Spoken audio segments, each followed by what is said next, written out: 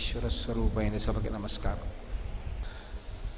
వరలక్ష్మీ వ్రతకల్పం పాటించేటప్పుడు చారుమతి ఏ విధంగా పూజ చెయ్యాలి అనేటటువంటి విషయాన్ని ఆమె యొక్క గుణముల చేత ప్రీతి పొందినటువంటి వరలక్ష్మీదేవి ఆమె యొక్క స్వప్నమునందు సాక్షాత్కరించి ఆ కల్పాన్నంతటినీ కూడా బోధ చేసినటువంటి విధం గురించి నేను ప్రస్తావన చేస్తున్నాను. ఎక్కడైతే ఆ కలశ స్థాపన చెయ్యాలని భావన చేశారో ఆ కలశ స్థాపన చేసేటటువంటి ప్రదేశాన్ని గోమయంతో శుద్ధి చేస్తారు. ఎందుచేత అంటే భూమి పవిత్రం కావాలి అంటే దానికి ఏకైక సాధనం ఏది అంటే ఒక్క గోమయంతో మాత్రమే శుద్ధి చెయ్యగలుగుతాం. ప్రపంచంలో 84 లక్షల జీవరాశులున్నాయి అని వేదం చెప్తోంది. 84 లక్షల జీవరాశులలో అన్నిటి యొక్క మలమూత్రములు దుర్వాసనతో కూడుకుని ఉంటాయి. కానీ ఒక్క గోవు యొక్క మలం మాత్రం ఎప్పుడు సువాసనతో కూడుకుని ఉంటుంది. పైగా మనకి ఏదైనా మహోత్కృష్టమైనటువంటి కార్యం చేసేటప్పుడు మనం పంచగవ్యప్రాసనము అని చేస్తాం. పంచగవ్యప్రాసనము అంటే ఆవు నుంచి స్రవించేటటువంటి 5 పదార్థములు. ఆవు పాలు తోడు పెట్టినప్పుడు వచ్చేటటువంటి పెరుగు, ఆ పెరుగు నుండి వచ్చినటువంటి నెయ్యి, గోవు యొక్క మూత్రము, గోవు యొక్క గోమయము అంటే గోవు యొక్క పేడ, ఈ 5టిని కలిపి సమంత్రకంగా నాలుక మీద ఉంచుతారు. అది మింగినంత మాత్రం చేత పాపములనబడేటటువంటి ఇంధనమునకు అగ్నిహోత్రంలా పనిచేసి లోపల ఉన్నటువంటి సమస్త పాపరాశి ధ్వంసం అవుతుంది అని. ఆ పాపరాశి ధ్వంసమైనటువంటి కారణం చేత ఉత్తమమైనటువంటి కర్మ చెయ్యడానికి కావలసినటువంటి అధికారాన్ని యజమాని పొందుతాడు. ఆవు నుండి స్రవించేటటువంటి పదార్థాలకి అంత శక్తి ఉంది. గోవుని పశువుగా భావన చెయ్యరు. గోవు సాక్షాత్ పరదేవతాస్వరూపం. అటువంటి పరదేవతాస్వరూపమైనటువంటి ఆ గోవు నుండి స్రవించేటటువంటి అన్ని పదార్థములు పరమ పవిత్రములే. ఆ గోమయంతో మొట్టమొదట ఎక్కడ కలశ స్థాపన చెయ్యాలనుకుంటున్నారో అక్కడ అలకాలి. అలా అలికితే తప్ప ఆ ప్రాంతమునందు ఎక్కడ కలశ స్థాపన చెయ్యాలని సంకల్పం చేశారో అక్కడ అసలు ఆ కలశలోకి దేవతాశక్తి ఆవాహన అయ్యేటటువంటి అవకాశం ఉండదు. అందుకని గోమయంతో భూశుద్ధి చేసి దాని మీద నూతన వస్త్రాన్ని పరుస్తారు. మనకి వేదంలో వస్త్రం గురించి చాలా విశేషంగా మాట్లాడతారు. అంచు లేనటువంటి బట్ట కట్టకూడదు, అంచు ఉన్నటువంటి బట్ట మాత్రమే కట్టుకోవాలి. ఎప్పుడైనా స్నానం చేసిన తరువాత అయినా సరే ఒంటి మించి స్నానం చేసిన బట్టని కిందకి విడిచిపెట్టినప్పుడు దాన్ని కాలుతో పైకెత్తడం కానీ, విడిచిపెట్టిన బట్ట అయినా సరే దాన్ని పాదంతో తన్నడం కానీ చెయ్యకూడదు. ఎందుచేతనంటే దేవతలందరూ కూడా వస్త్రాన్ని ఆవహించి ఉంటారు. వేదంలో ఈ వస్త్రము యొక్క నిర్మాణ విధానము, ఆ వస్త్రమును దేవతలు ఎలా ఆవహించి ఉంటారు అన్న మాట గురించి మాట్లాడతారు. అందుకే వస్త్రానికి అంత ప్రత్యేకత. అంచు ఉన్నటువంటి బట్ట ఎవరికైనా ఇస్తే వారు 10 కాలాలు బ్రతికుండాలి అని కోరుకున్నట్టు, అలాగే ఎవరు ఇచ్చాడో ఆయన కూడా 10 కాలాలు బ్రతికుండాలి అని సంకల్పం జరిగినట్లు. అందుకే వస్త్రం ఇచ్చేటప్పుడు, బట్టలు పెట్టేటప్పుడు సాధారణంగా అంచు లేనటువంటి బట్టలు పెట్టరు, అంచు ఉన్న బట్ట ఇస్తారు. అంచు ఉన్న బట్ట అంటే పంచెల చాపు. వస్త్రద్వయం, ఎప్పుడూ కూడా ఒక్క వస్త్రాన్ని ఇవ్వకూడదు, 2 బట్టలు ఇవ్వాలి. అసలు యథాశాస్త్రంగా మాట్లాడాలి అంటే ఇంటికొచ్చినటువంటి ఒక సువాసినికి ఇచ్చేటప్పుడు కూడా 2 రవికల బట్టలు ఇవ్వాలి, కానీ ఒక బట్ట లేదు శాస్త్రంలో. వస్త్రద్వయం, 2 వస్త్రములను ఇస్తారు. కాబట్టి ఆ వస్త్రం ఇచ్చేటప్పుడు పురుషుడైతే ఎడంభుజం మీద ఉత్తరీయం ఉండాలి. ఉత్తరీయం లేకుండా ఇవ్వకూడదు, ఉత్తరీయం లేకుండా పుచ్చుకోకూడదు. ఉత్తరీయానికి అంత ప్రశస్తి ఉంది. అందుకే ఆ వస్త్రాన్ని, నూతన వస్త్రాన్ని తీసుకొచ్చి భూమి మీద పరుస్తారు. ఆ పరిచినప్పుడు అది అంచు కలిగినటువంటి బట్ట అయి ఉండాలి. అందుకే కొత్త తువ్వాలు అని రాస్తూ ఉంటారు ఆ పూజ చేయించేటప్పుడు. ఆ కొత్త తువ్వాలు తీసుకొచ్చి భూమి మీద వేసి దాని మీద తండుల రాశిని పోస్తారు. తండుల రాశి అంటే ఓషధీ రాశి. దానికి ఒక శక్తి ఉంటుంది. అది భగవంతుని యొక్క కిరణ స్పర్శ చేత, అంటే చంద్రకిరణ స్పర్శ చేత, సూర్యకిరణ స్పర్శ చేత అది ఓషధీతత్వాన్ని నింపుకుంటుంది. అటువంటి తండుల రాశిని, అంటే బియ్యాన్ని పోసి దాని మీద కలశాన్ని స్థాపన చేస్తారు. మీరు ఎప్పుడూ ఒక విషయం జ్ఞాపకం పెట్టుకోవాలి, విశేషమైనటువంటి ఫలితములను ఇవ్వగలిగినటువంటి వ్రతము యొక్క కల్పాన్ని నిర్దేశం చేసేటప్పుడు నువ్వు ఖచ్చితంగా ఇంత ద్రవ్యాన్ని వినియోగిస్తేనే ఈ వ్రతాన్ని చెయ్యగలవు, లేకపోతే నువ్వు ఈ వ్రతాన్ని చెయ్యలేవని నిరుత్సాహపరిచేటట్టుగా ఎప్పుడూ కల్పం ఉండదు. అందుకే అమ్మవారి యొక్క మూర్తిని ఉంచేటప్పుడు శక్తి ఉంటే సువర్ణమూర్తి, బంగారు మూర్తి, లేకపోతే వెండి మూర్తి, లేకపోతే రాగి మూర్తి, అది కూడా కాకపోతే ఏ దోషము రాదు. కలశ ఒక్కటి పెట్టి పూజ చేసుకోవచ్చు. ఆ కలశ పెట్టి పూజ చేసిన తరువాత అమ్మవారిని ఆవాహన చేస్తారు. ఆ కలశలోకి ఆవాహన చేసి అమ్మవారికి వివిధ ఉపచారములను సమర్పణం చేస్తారు. ధ్యాయామి అంటే నువ్వు ఇలా ఉంటావు అని నేను ధ్యానం చేస్తున్నాను అని దాని అర్థం. అమ్మవారు అసలు ఎలా కూర్చునుందని చెప్తున్నారు అన్నదాన్ని మీరు చాలా జాగ్రత్తగా ధ్యానం చెయ్యాలి. ఆవిడేదో పద్మాసని, పద్మకరి, ఆవిడ ఒక పెద్ద తెల్లటి పద్మంలో కూర్చుని ఒక కాలు చాపడమో రెండు కాళ్ళు చాపడమో చేసి కూర్చుందని భావన చేసి పూజ ప్రారంభం చేసిన తరువాత ఇక లౌకిక సంభాషణ చెయ్యకూడదు. వ్రతభంగంబు అంటారు. వ్రతం చేస్తాను అని నీళ్లు ముట్టుకుంటారు. అంటే ఎప్పుడైనా ఒక కార్యక్రమాన్ని ప్రారంభం చేసేటప్పుడు, భగవత్ కార్యాన్ని మొదలుపెట్టేటప్పుడు మొట్టమొదట పూజ చేస్తున్నాను అని నీళ్లు ముట్టుకుంటారు. ఆ వ్రతం ప్రారంభం చేస్తున్నాను అని గుర్తు. దానికి ముందు దేశకాల సంకీర్తనం ఉంటుంది. నేను ఫలానా ప్రదేశంలో ఉన్నాను, ఏదో శ్రీశైలస్య వాయవ్య దిగ్భాగే అంటారులా ఉంది మీరైతే. శ్రీశైలస్య వాయవ్య దిగ్భాగే ఏదో సూర్యాపేట పట్టణే స్వగృహే సమస్తదేవతా బ్రాహ్మణ హరిహర సన్నిధౌ అస్మిన్ వర్తమాన వ్యవహారిక చాంద్రమానేన శ్రీ విజయనామ సంవత్సరే దక్షిణాయనే వర్ష ఋతువు శ్రావణమాసే శుక్లపక్షే అని భృగువాసరే పౌర్ణమి ముందొచ్చేటటువంటి శుక్రవారం కాబట్టి ఆ రోజు ఏ తిథి ఉంటే ఆ తిథి చెప్పి, నాకు ఏ శక్తి ఉన్నదో, భగవంతుడు నాకు ఏ శక్తినిచ్చాడో, ఆ శక్తి వలన నేను ఏ సంభారములను సమకూర్చుకోగలిగాను, సంభవద్రవ్యై సంభవదుపచారై, ఆయా ద్రవ్యముల చేత ఆయా ఉపచారముల చేత అమ్మా నిన్ను నేను పూజ చేస్తున్నాను అని సంకల్పం చేస్తారు. ఈ సంకల్పం చేసే ముందు వరలక్ష్మీ వ్రతంలో ఒక ప్రధానమైనటువంటి నియమం ఉంటుంది. నన్ను మీరు సహృదయంతో అర్థం చేసుకోవలసి ఉంటుంది. ఒక శాస్త్రాన్ని మాట్లాడేటప్పుడు అందరికన్నా గొప్పవాడెవరు అంటే భర్త. సీతమ్మ తల్లి రామాయణంలో ఒక మాట అంటుంది, దీనోవా రాజ్యహీనోవా యోమీ భర్త సమీ గురు తం నిత్యమనురక్తాస్మి యథారూపాం సువర్చల అంటుంది. భర్త దీనుడు కానివ్వండి, రాజ్యహీనుడు కానివ్వండి, యోమే భర్త సమీ గురువు. గురువు అంటే గురువు అని కాదు దాని అర్థం. గురువు అంటే బరువు అని. విశిష్టమైనటువంటి వ్యక్తి, దైవం ఆయన. అటువంటి ఆయన యొక్క అనుమతిని తీసుకుని పీట మీద కూర్చోవాలి. ఎందుకంటే సాధారణంగా పెళ్ళైన తరువాత దంపతులుగా కూర్చుని చేస్తారు. ఆడవారు ఒక్కరూ కూర్చుని వ్రతం చేస్తున్నారు అంటే అలా కూర్చునే ముందు దానికి భర్త యొక్క అనుమతి ఉండాలి. ఆయనే కదండి అన్నీ తీసుకొచ్చారు, ఆయనే కదా వరలక్ష్మీ వ్రతం చేయించుకోమన్నారు, మళ్ళీ ఆయనకి నమస్కారం చేసి కూర్చోవడం ఏమిటండి అని అనుకోకూడదు. భర్తకి నమస్కారం చేసి భర్త చేత అక్షతలు వేయించుకుని కూర్చోవాలి. స్కాంద పురాణంలో దీనికి సంబంధించి ఒక విశేషాన్ని వివరించేటటువంటి ఒక ఉపాఖ్యానం ఉంది. ఒక మహారాజుకి 2 భార్యలు ఉండేవారు, పెద్ద భార్య చిన్న భార్య.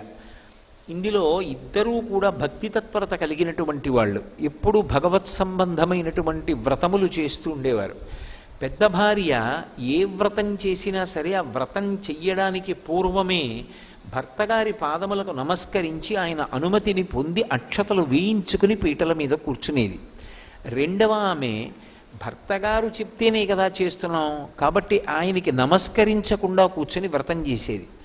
ఒకానొక సమయంలో హఠాత్తుగా ముగ్గురు ఏకకాలంలోనే శరీరం విడిచిపెట్టారు. ఒక ప్రత్యేక పరిస్థితిలో విడిచిపెడితే స్వర్గలోకం నుంచి వచ్చినటువంటి విమానం పెద్ద భార్యని మహారాజుని ఎక్కించుకుని వెళ్ళిపోతోంది. చిన్న భార్యని నరకానికి తీసుకెడుతున్నారు. ఆవిడ గోలు పెడుతూ ఆవిడంది, ఆవిడ ఎన్ని నోములు నోచిందో ఎన్ని వ్రతాలు చేసిందో అన్నీ నేను చేశాను, నన్ను ఎందుకు నరకానికి తీసుకెడుతున్నారని అడిగింది. నువ్వు చేసినటువంటి వ్రతములకు పూర్వము అసలు పూర్వాంగంగా భర్తకి నమస్కారం లేదు, ఆ భర్త యొక్క అనుమతి లేదు, ఆయన చేత అక్షతలు వేయించుకోలేదు, వేయించుకుని పీటల మీద కూర్చోలేదు. అందుకే ఆ వ్రతం చేసినా చెయ్యబడని వ్రతమే అవుతుంది. భర్త యొక్క అనుమతి అంత అవసరం. అలా ఉంటుందా అని మీరు అనుకోకండి.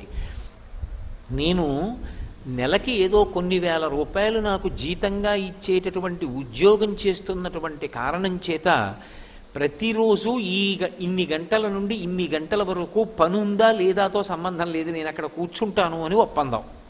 10 నుంచి 5:30 వరకు అక్కడ కూర్చోవాలి. అందులో ఏమీ పని లేదు. కానీ ఏమీ పని లేదు కదండి నేను బయటికి వెళ్ళిపోతున్నానంటే కుదరదు. పని లేకపోయినా బయటికి వెళ్ళే ముందు పై అధికారి అనుమతి తీసుకునే వెళ్ళాలి. ఎందుకండి ఏమీ పని లేదు కదా అందుకు బయటికి వెళ్ళానండి అంటే ఒప్పుకోరు, అనుమతి తీసుకుని పైకి వెళ్ళాలి. సెలవు పుచ్చుకోవాలి అంటే ముందు వారు మంజూరు చేసిన తరువాతే నేను వెళ్ళాలి.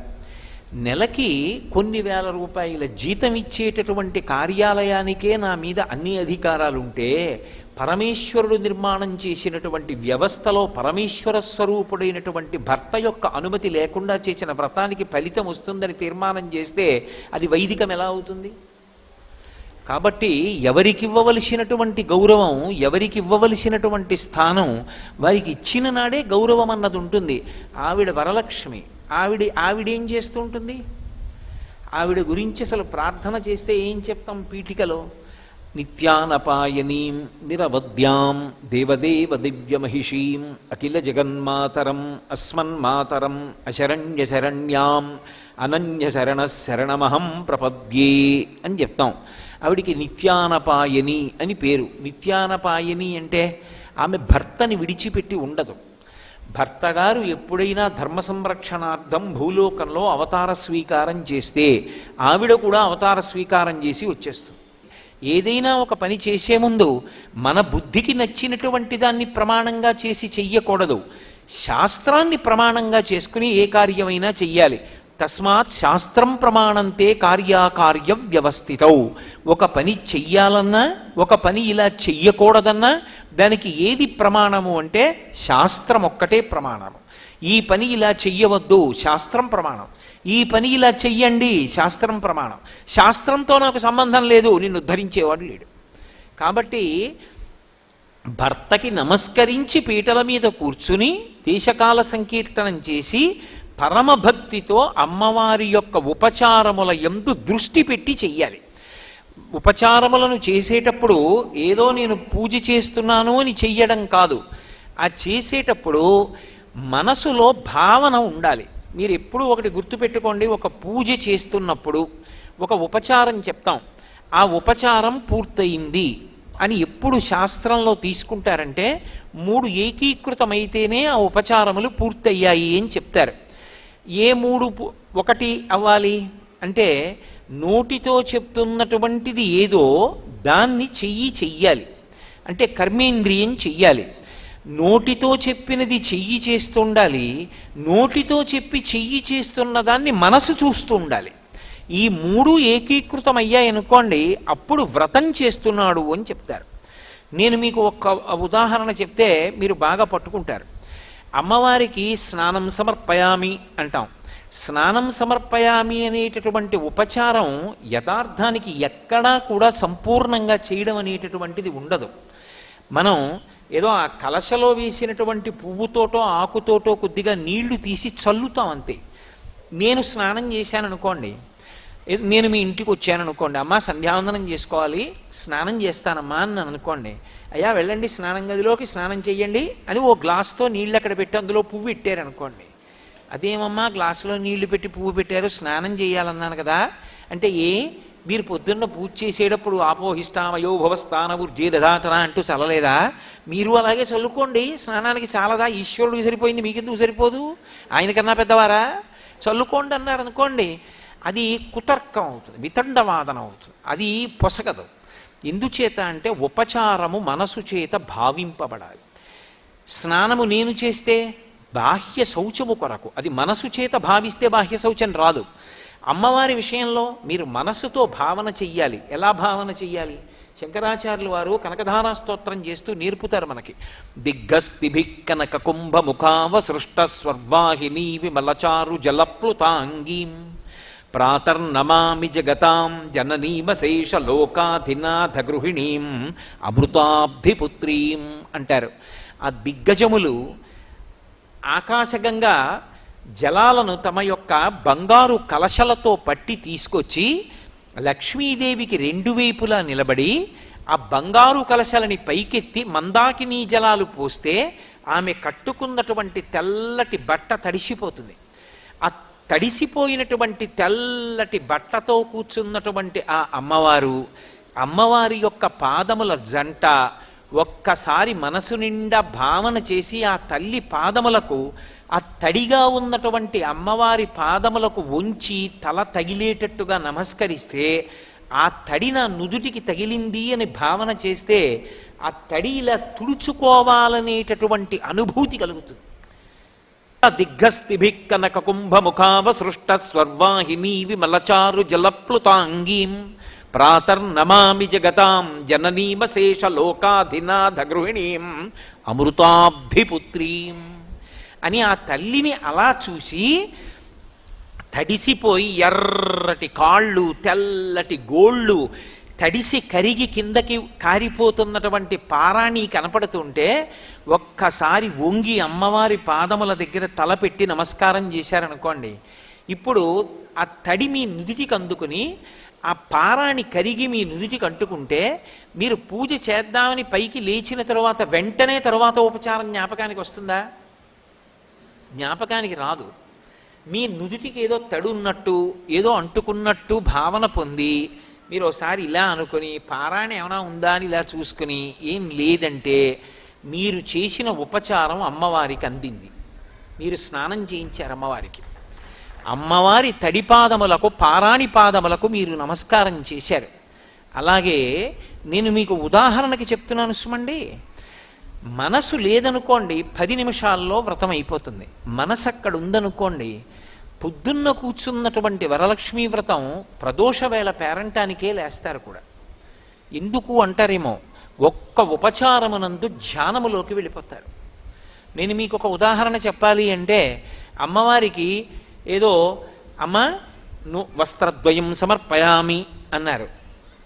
నా శక్తి కొలది నేను తీసుకొచ్చింది 150 రూపాయలు ఒక నేత చీర అయ్యి ఉండొచ్చు. కానీ నేను ఎన్నో మాటలు మా ఆవిడికి చీరలు కొనడానికి పెద్ద పెద్ద బట్టల కొట్టుకు వెళ్ళానుగా. వెళ్ళినప్పుడు పెద్ద పెద్ద అంచులున్నటువంటి పట్టు చీరలు అక్కడ కట్టబడి ఉండగా ఎదురుగుండా చీర కట్టుకుంటే ఎలా ఉంటుందో అలాగే బొమ్మలకు కట్టో లేకపోతే గోడకు కట్టో మేకుకు కట్టో ఉంటాయిగా, అవి చూసావుగా. ఇంటికి వచ్చి నువ్వు మంచి సంపంగి రంగు, సింహాచల సంపంగి, పసుపు ఎరుపు కలిసినటువంటి సంపంగి రంగు చీరకి నా చేతులు ఇలా 3 సార్లు పెడితే ఉన్నంత ఎర్రటి అంచున్నటువంటి చీర అమ్మకిస్తే అమ్మ ఆ చీర కట్టుకుని వచ్చి కూర్చుని, ఎరా నాన్న నీకు సంతోషమేనా, నువ్వు ఇచ్చిన చీర కట్టుకున్నానురా, ఎంత బాగుందో అని అమ్మవారంటే, నువ్వు మనస్సులో భావన చేత ఇచ్చిన చీర ఏదో అది ఆవిడకి అందుతుంది. నువ్విక్కడ 1,00,000 రూపాయలు పెట్టి చీర పట్టుకురా, నీ మనసంతా మోగే సెల్ ఫోన్ మీద ఉంటే ఆ చీర ఆవిడికి వెళ్ళదు, ఆవిడికి అక్కర్లేదు. ఎందుకంటే గీతలో ఆయనే చెప్పాడు, పత్రం పుష్పం ఫలం తోయం యోమే భక్త్యా ప్రయచ్చతి.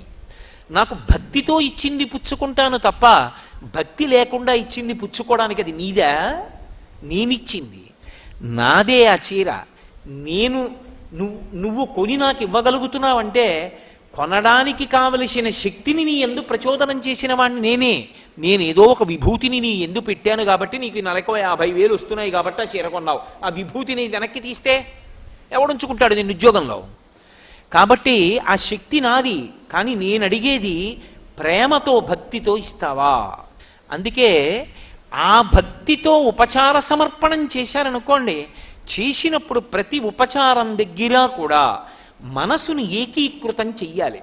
చేతిని తేవడం కష్టం, ఉపచారానికి ద్రవ్యాన్ని అక్కడ పెట్టడం చాలా తేలిక. కానీ చేతిని ఉపయోగించడం తేలిక, మనసుని తేవడం చాలా కష్టం. ఎందుకో తెలుసా? మనస్సుకి అపారమైనటువంటి బలం ఒకటి ఉంటుంది. అది కర్మేంద్రియములను యాంత్రీకరిస్తుంది. దానికి ఆ శక్తి ఉంది. మనసు ఏం చేస్తుందంటే యాంత్రీకరిస్తుంది. లక్ష్మీ అష్టోత్తరం చదువు అన్నారనుకోండి, పుష్పహి పూజయామి అంటారు అని మొదలుపెట్టారనుకోండి, మొదలు పెట్టగానే ప్రకృత్యై నమః వికృత్యై నమః అన్నారనుకోండి, అంతే. నీకు వచ్చుగా, అలా చెప్పు. నువ్వు ఏం చేస్తావంటే చామంతి పూలు ఉన్నాయి కదా, తీసివేస్తుంది. మరి అదేం చేస్తుంది? తత్కాల్లో టికెట్ దొరుకుతుంది అంటావా? ఒకవేళ తత్కాల టికెట్ దొరకకపోతే, బస్సులు లేవు కనుక ఎలా వెళ్ళాలి కాకినాడ? ఏ ప్రత్యామ్నాయం పట్టుకోవాలి? విమానంలో వెడదామంటే టికెట్ ఒక్కొక్కటి 10,000 ఉంటే ఇప్పుడు ఎక్కడ తేను నేను 20,000? ఎవరినో అడిగితే ఏం బాగుంటుంది? ఏం చెయ్యాలి? ఈలోగా అయిపోతుంది లక్ష్మీ అష్టోత్తరం. టికెట్ మాట దేవుడెరివి. అప్పుడు అడుగుతుంది, మళ్ళీ చెయ్యి అంటుంది, అయిపోయిందిగా ఏం చేయమంటావు అంటుంది. అప్పుడు వెనక్కి వస్తుంది, ఓ అయిపోయిందా, ధూపమాఘ్రాపయామి, నీకు వచ్చుగా, అగరత్తులు దీపంలో పెట్టి చూపించు. అందుకని ఇప్పుడు మళ్ళీ ఏం చేస్తే బాగుంటుంది? కారులో వెళ్ళిపోతే మళ్ళీ ఇది అయ్యే లోపల ఇది తీసి ఇలా. మీరు ఏమనుకోకండి, ఒక మాట చెప్తాను.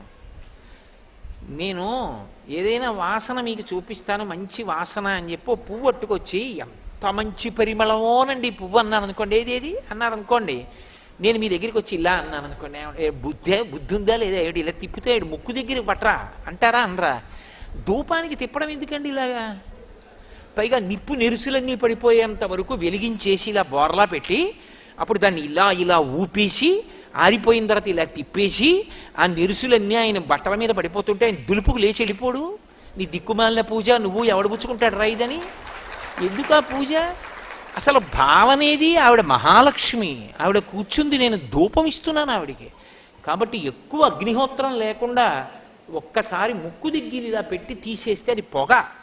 అదేం పుస్తకం కాదు అక్కడే ఉండిపోవడానికి, అది అలా ముందుకు వెడుతుంది కాబట్టి వాసన వస్తుంది. నా ముక్కులో పెట్టక్కర్లేదు అగరత్తో, ఇలా ముక్కు దగ్గర పెట్టి తీసేస్తే చాలా పొగ వాసన తెలుస్తుంది. ఎందుకు ఇలా తిప్పడం అంటే, అసలు నీకు మనసు అక్కడ ఉంటే కదా.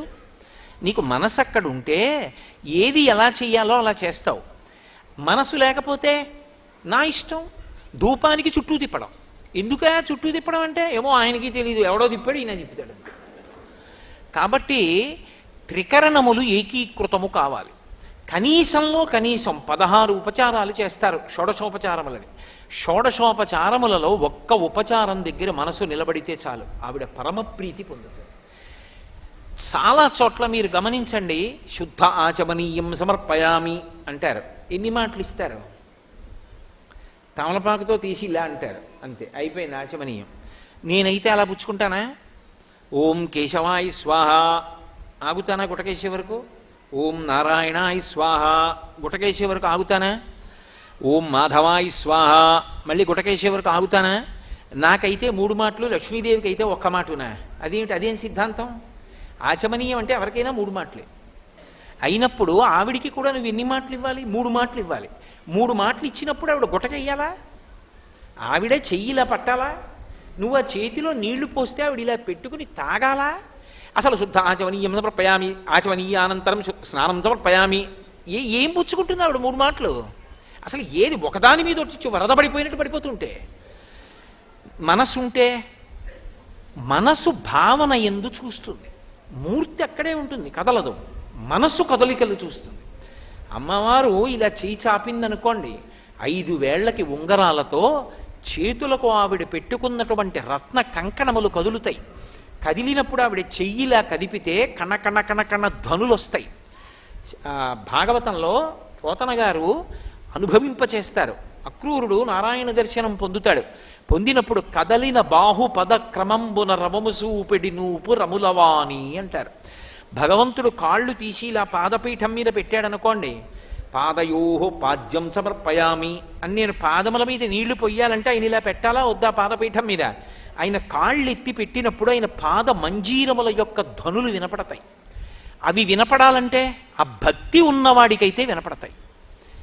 ఆ పాదములు అలా పెట్టినప్పుడు ఆచమనీయం అన్నప్పుడు ఆవిడ ఇలా చెయ్యి పెడితే సాక్షాత్ లక్ష్మి ఆమె ఇలా చెయ్యి చాపితే నీ దగ్గర ఎర్రటి పరదేవత యొక్క చేతి వంక చూసి ఆవిడ చేతిలో నీళ్లు పోస్తే ఆవిడ తీసుకుని కింది పెదవి దగ్గర పెట్టి లోపలికి పుచ్చుకుంటుంటే ఎంత పరవశంతో నువ్వు మూడు మాటలు ఆచమనీయం ఇవ్వాలి, ఇచ్చావు.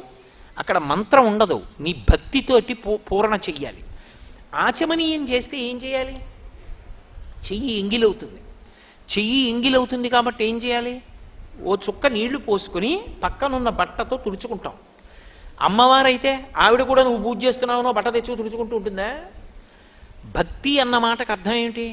నేను మీ ఇంటికి దేవతార్చనకు వచ్చాను అనుకోండి, దేవతార్చన అంటే భోజనం. ఇందాక ఇవాళ మధ్యాహ్నం పరమభక్తి తత్పరులు, బహుసహృదయులు, నేను పరవశించిపోయాను వాళ్ళ ఇంటి సంస్కారం చూసి. వాళ్ళ ఇంటికి దేవతార్చనకి వెళ్ళా. భోజనం అయిపోయింది. అయిపోయిన తర్వాత చేతులు కాళ్ళు కడుక్కొని వస్తున్నాను. నా ఉత్తరీయంతో నేను తుడుచుకోలేనా? వాళ్ళు తీసుకొచ్చి తువ్వాలు అందించారు. ఎందుకు? భక్తి.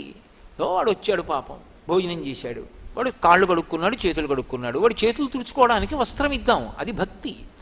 అమ్మవారు ఆచమనీయం చేసింది, నువ్వేం చేయాలి? అమ్మ నీ చేయి తుడుస్తానుండు.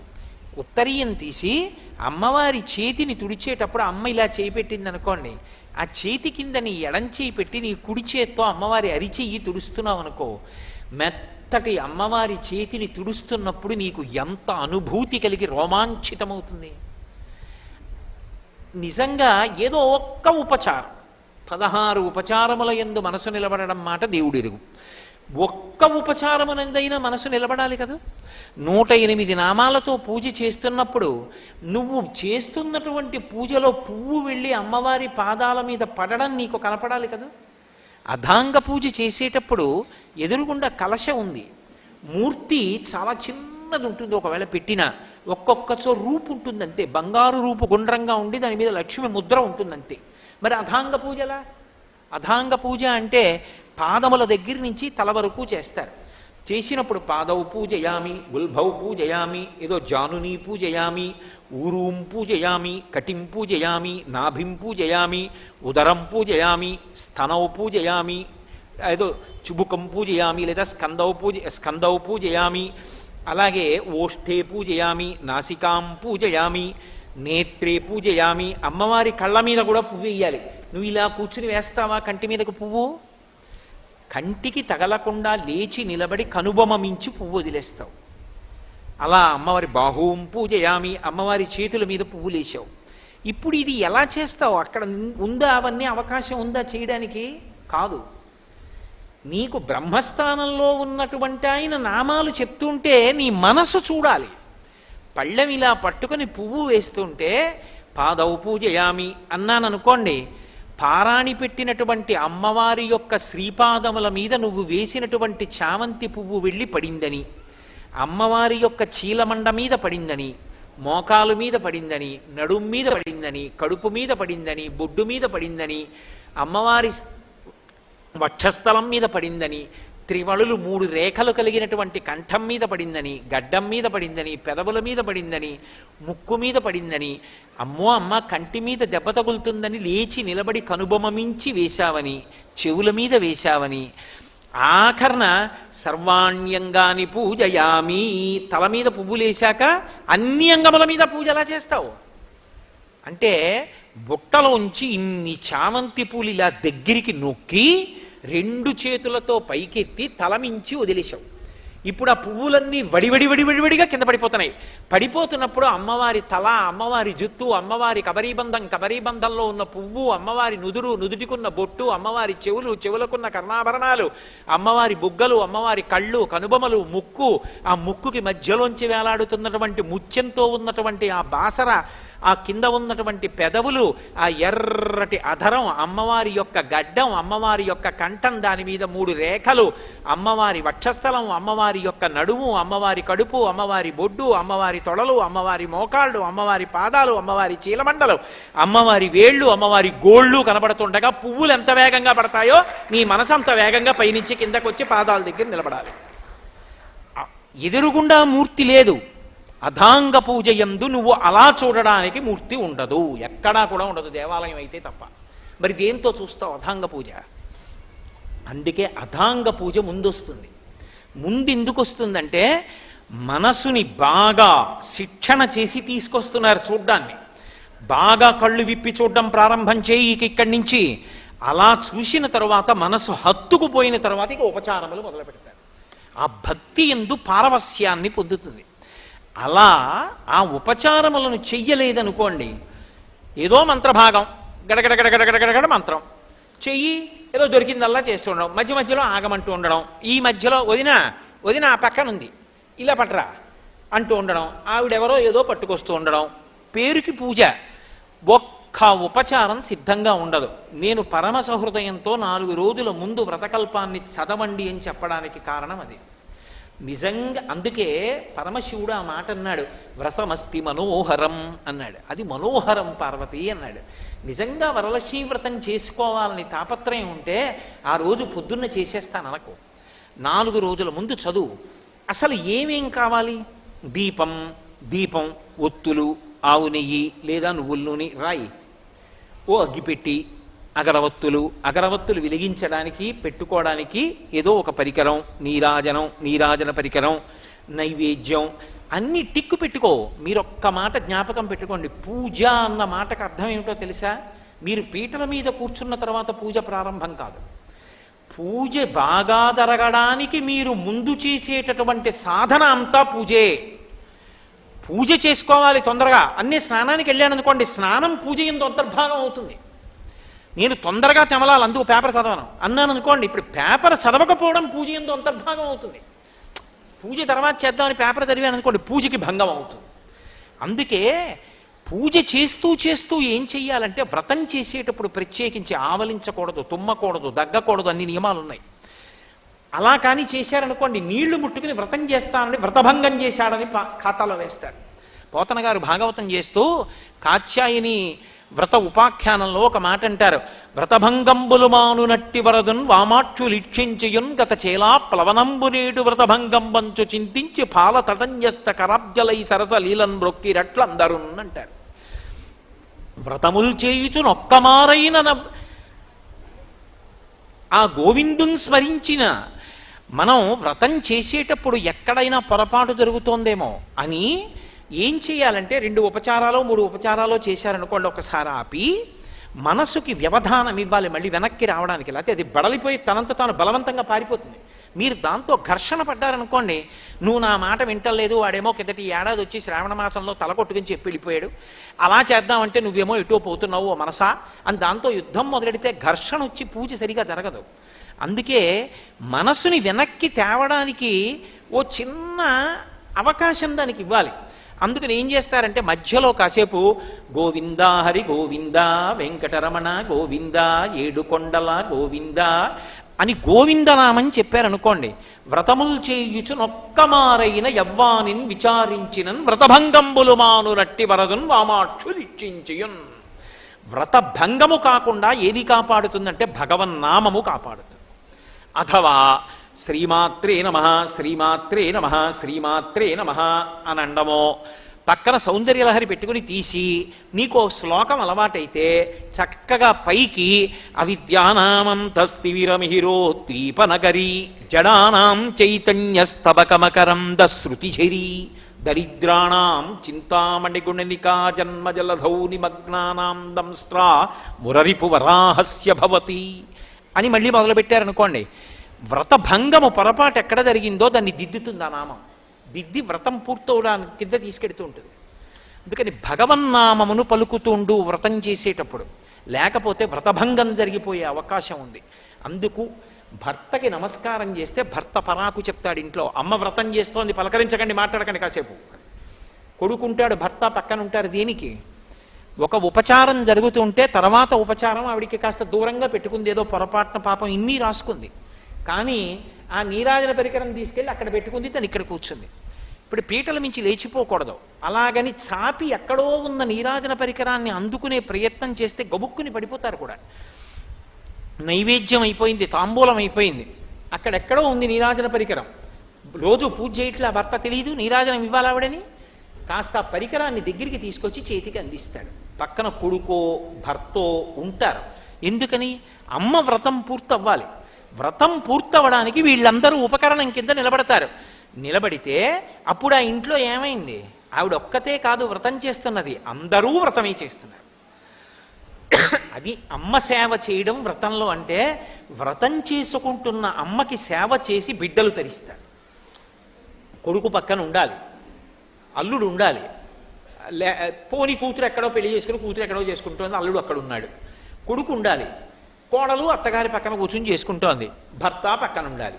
అంతేగాని ఆవిడ చేసుకుంటోందని నేను పేపర్ చదువుకోవడం టీవీ చూసుకోవడం కాదు. అసలు నిజంగా చెప్పాలంటే ఎవరు చేయించాలి వ్రతం అంటే భర్త చేయించాలి. ఎందుకని అంటే భర్త గురువు, ఆయన చేయించాలి వ్రతం. అథవా నీకు రాదు పోని వదిలిపెట్టేసేయి. ఏ ఉపచారంతో నీరాజనం అన్నప్పుడు కర్పూరం వెలిగించేది దూరంగా ఉందని అర్థం కావట్లేదా? అదైనా దగ్గరికి తీసుకెళ్ళి అందించాలి. పాపం బతికున్నంత కాలం వండి పెడుతోందే, ఒక్క వ్రతం చేసుకుంటున్నప్పుడు నీరాజన పరికరం అందించద్దు? తీసుకెళ్లి నీరాజన పరికరాన్ని దగ్గరగా అందించాలి. అప్పుడు ఆ ఇంట ఉన్నటువంటి ఐకమత్యతకి ఆ భక్తికి ఆవిడ ప్రీతి చెందుతుంది. ఇది చారుమతీ వృత్తాంతం చేత ప్రతిపాదింపబడిన విషయం. అందుకు శివుడు అన్నాడు, పార్వతి ఇది మనోహరం. మనోహరం అంటే మనస్సుని హరిస్తుంది. ఎప్పుడు చూసే వాళ్ళకి వినేవాళ్ళకి కూడా అబ్బా ఎంత బాగుందో, నిజంగా ఎంత బాగా చేసుకుందో ఆవిడ వరలక్ష్మి వ్రతం, మా అందరికీ కూడానండి ఏమిటో వ్రతం చేసుకున్న అనుభూతి కలిగిందండి అంటారు. అంత గొప్పగా చెయ్యాలి. అంత గొప్పగా చెయ్యాలంటే చక్కగా శ్రావణ శుక్రవారం వస్తోంది అంటే లక్ష్మీవారం నాడు మధ్యాహ్నమే మామిడి మండలు తెచ్చుకుని తోరణాలు కట్టుకుని, అయిన దానికి కాని దానికి పనివాడు పనిపిల్ల తోరణాలు కట్టక్కర్లేదు, ఇంట్లో వాళ్ళు కట్టుకోవచ్చు తోరణం. ఓ తోరణం కట్టుకుని అదంతా కూడా వ్రతంలో అంతర్భాగం. నీ గుమ్మానికి అన్ని గుమ్మాలకి చక్కగా మామిడి తోరణాలు కట్టుకుని, శ్రావణ మాసంలో ఎక్కడ మామిడి పువ్వు మామిడికాయ ఉండదు. ఎక్కడికెళ్ళి మామిడి చెట్టుకు 4 మండలు కోసుకుంటారన్నా ఎవరు ఏమనరు. తెచ్చుకుని ఆకులు కట్టుకోవడం ఎందుకు? 4 కొమ్మలు నువ్వు వెళ్ళి తెచ్చుకోలేవు.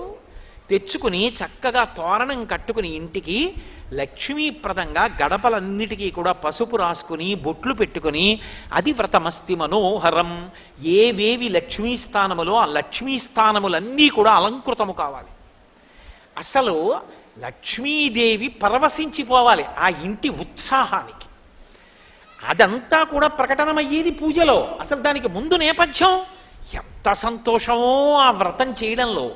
అంత మనోహరంగా వ్రతం చేస్తే అదంతా పూర్తి చేసి తోర పూజ అంటారు. అంటే ఈమె వ్రతమాచరణ పూర్తి చేసినది అని నవగ్రంథులని 9 గ్రంథులకు పూజ చేస్తారు. ఒక్కొక్క ముడి ఒక్కొక్క రకమైన అభ్యున్నతికి కారకం. మనకి ఎప్పుడైనా జ్ఞాపకం పెట్టుకోండి, 9 మీదే ఆధ్యాత్మ తత్వం అంతా నడుస్తుంది. వినాయక నవరాత్రులు, శారదా నవరాత్రులు, వసంత నవరాత్రులు. ఏమిటి నవరాత్రులు? రాత్రులు ఏం చేశాం మనం? రాత్రి ఏమైనా పూజ చేస్తామా? పోనీ శివరాత్రి అంటే జాగరణ చేస్తాం. మరి నవరాత్రులు ఏమిటి? 9 రాత్రులు ఏం చేస్తారు? ఏమీ చేయరు, ఎప్పుడు ఎలా పడుకుంటారో అలా పడుకుంటారు.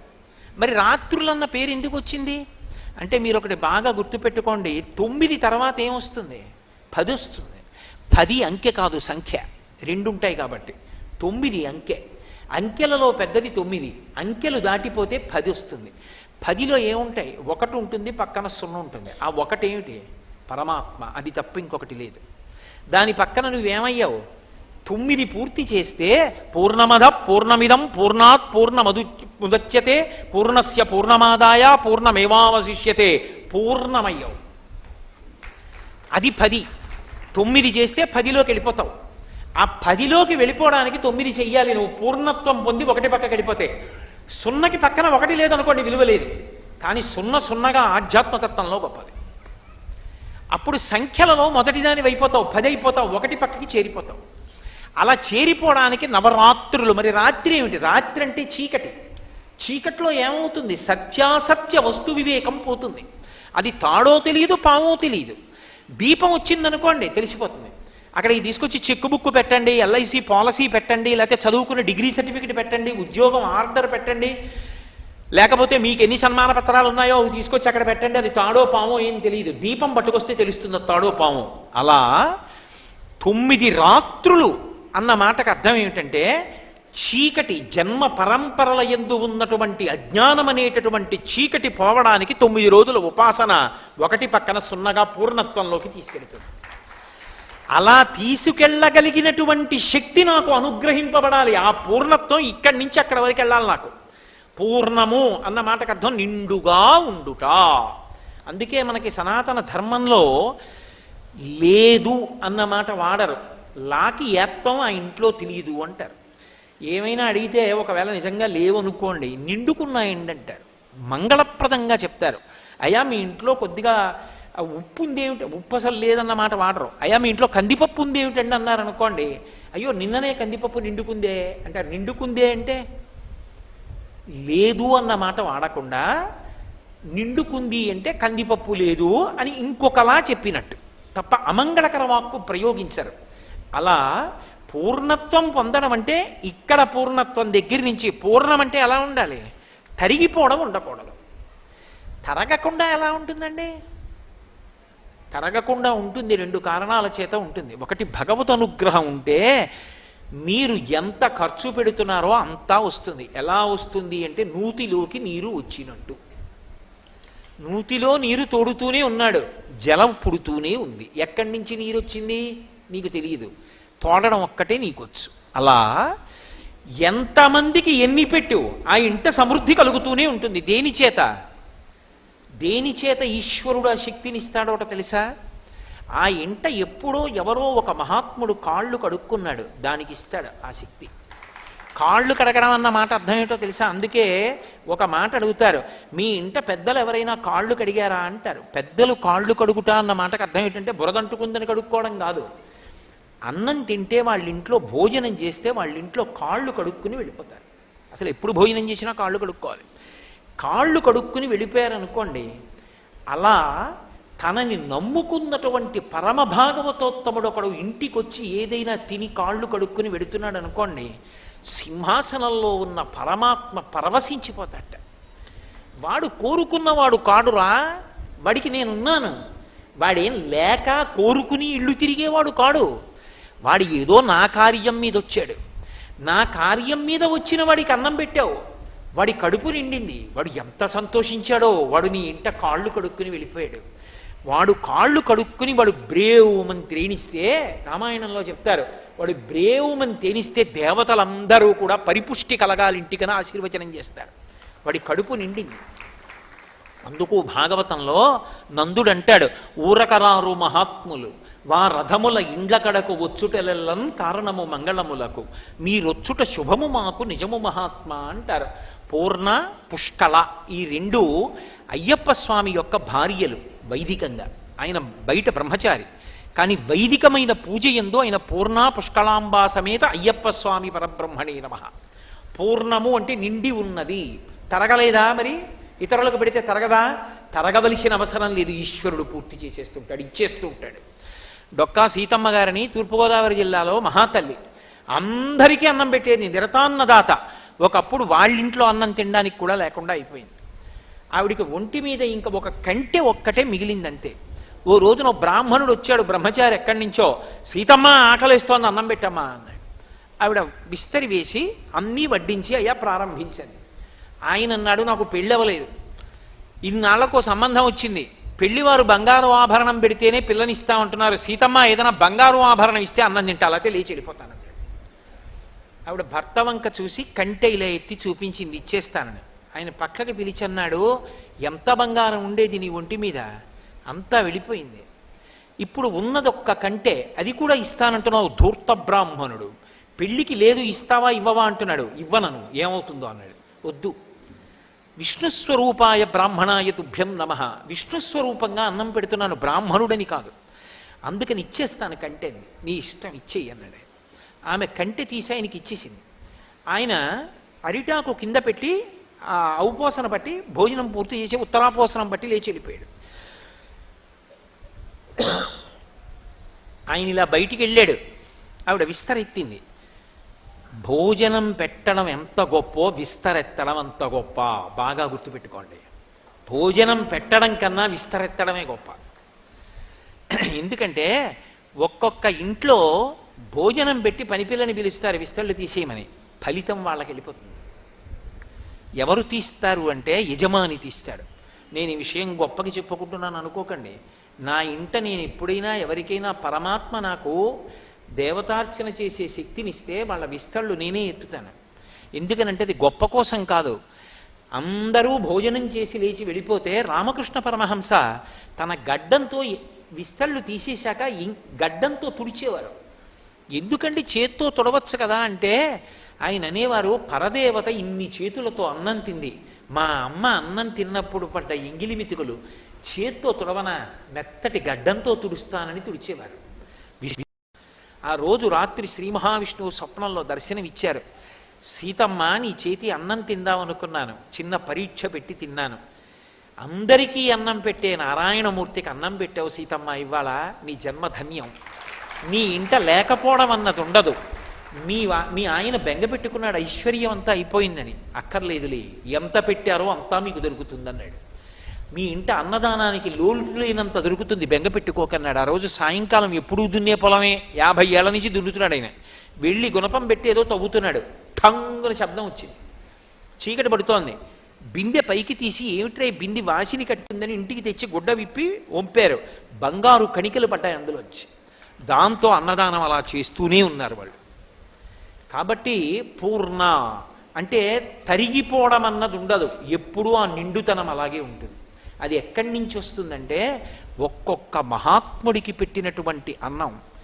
ఎవడో పరమేశ్వరుడు ఏదైనా గొప్ప అభ్యున్నతిని కల్పించాలి అంటే 100 యజ్ఞములు చేస్తే కూడా రానంత ఫలితాన్ని కట్టపెట్టాలి అనుకుంటే ఎవరో ఒక పరమభక్తి తత్పరుడైనటువంటి వాణ్ణి ఇంటికి అతిథిగా పంపిస్తాడు. ఏదో తినడానికి వస్తాడు ఆయన. ఆయన తిని తృప్తి పొంది త్రేయించి కాళ్ళు కడుక్కుని వెళ్ళిపోయాడా, చాలరా, నన్ను నమ్ముకున్న వాడికి ఇంత అన్నం పెట్టావురా అని ఈశ్వరుడు వాడికి ఎనలేని సుఖాలు ఇచ్చేస్తాడు.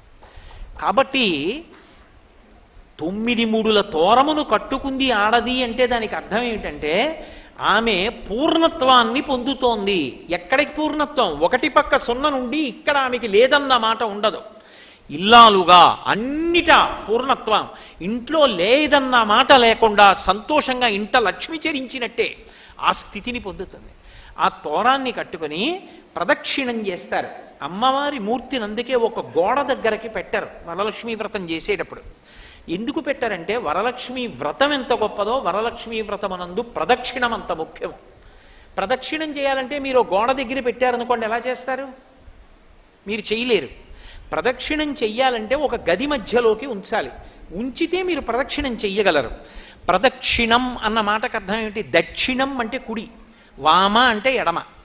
ప్రదక్షిణం, దోషం అంటే చీకటి, దోషం అంటే ఏదో తప్పు అని కాదు, దోషము అంటే చీకటి అని సంస్కృతంలో. ప్రదోషం అంటే చీకటి పడడానికి ముందున్న కాలము ప్రదోషం. అలాగే ప్రదక్షిణం అంటే దక్షిణం అంటే కుడి, ప్రదక్షిణం ఎప్పుడూ కుడివైపుకు ఉంచి తిరుగుట. ఎప్పుడూ కుడివైపుకు ఉంచి తిరగడం అంటే ఏదో తిరగడం కాదు. నేను ఇప్పుడు ఇలా నడిచొచ్చాను అనుకోండి, అప్పుడు ఈ 2 మైకులు లేదా ఈ ఆసనం నా కుడి చేతి వైపుకుంటాయి కదూ. నేను ఇలా నడిచాను అనుకోండి, నా కుడి చేతి వైపుకుంటాయి. నేను మళ్ళీ ఇలా నడిచొచ్చాను అనుకోండి, నా ఎడం చేతి వైపుకుంటాయి కదా. అలా ఒకసారి వెళ్ళినప్పుడు కుడి చేతి వైపుకుంది, ఇలా తిరిగి వస్తే ఎడం చేతి వైపుకుంది. అలా రాకూడదు.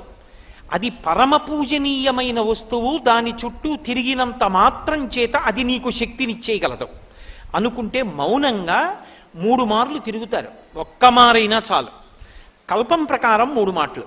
ఆ ప్రదక్షిణం చేసేటప్పుడు ఎప్పుడూ కుడివైపే ఉండాలి. అంటే ఏం చేయాలి అంటే చుట్టూ తిరిగి రావాలి. నేను ఇప్పుడు ఈ ఆసనానికి చుట్టూ తిరిగి వచ్చాను అనుకోండి, అప్పుడు ఏమవుతుంది? ఇది నా కుడి చేతి వైపే ఉంటుంది.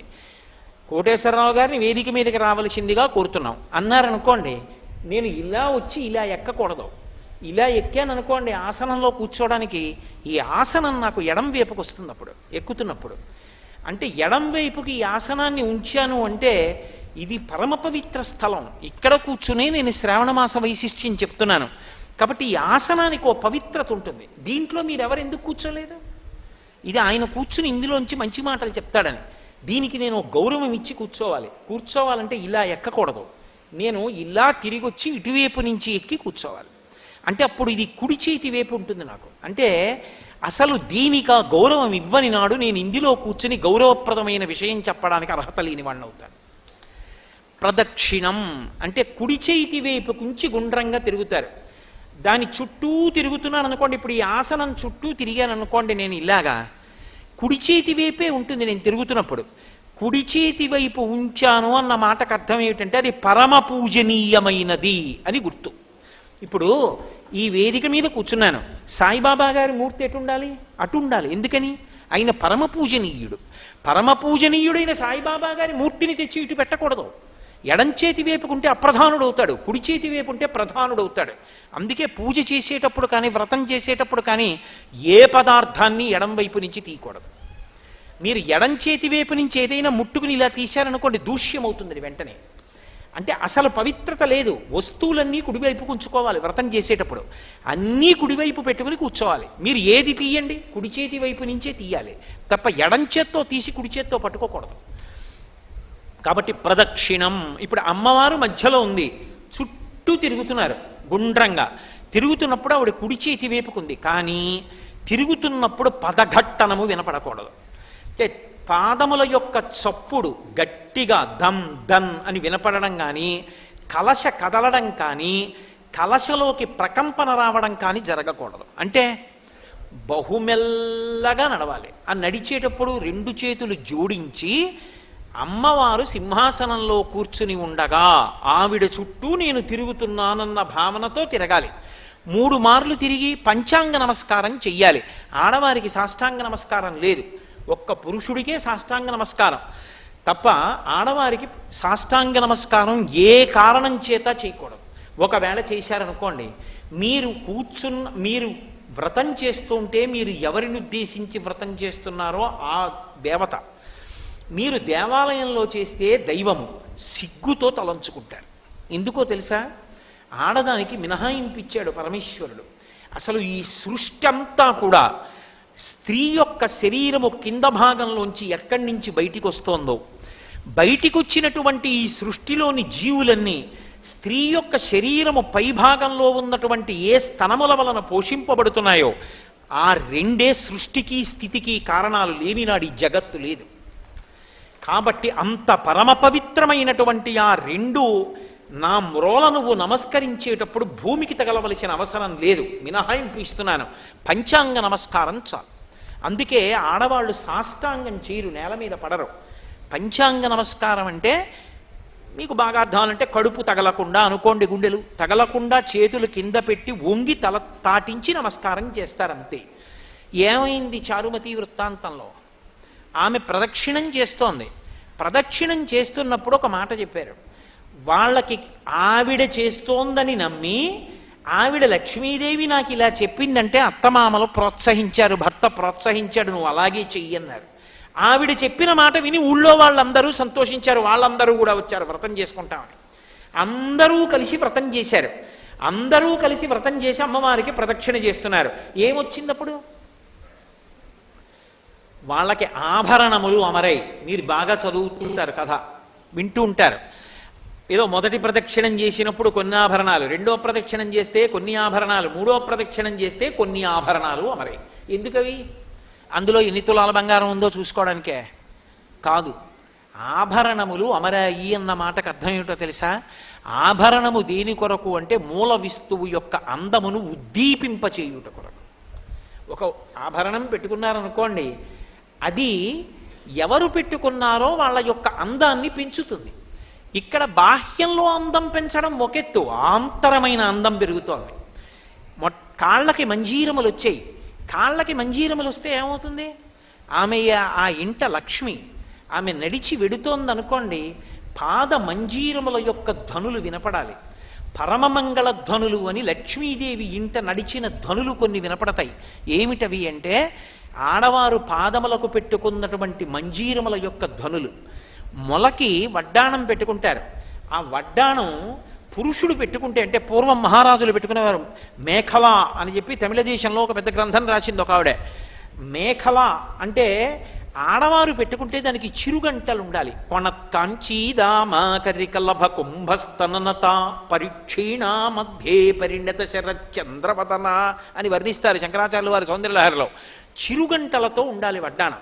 తప్ప అసలు ఏమీ లేకుండా పెట్టుకుంటే అది బెల్ట్ అంటారు. అది మగవాళ్ళు పెట్టుకుంటారు బెల్ట్. పంచె జారిపోకుండా పైన పెట్టుకుంటారు. తప్ప ఆడవారు బెల్ట్ కాదు పెట్టుకునేది, వడ్డాణం పెట్టుకుంటారు. వడ్డాణం అంటే కేవలం నడుములతో పెట్టుకునేది కాదు, చిరుగంటలతో కూడుకుని ఉంటుంది.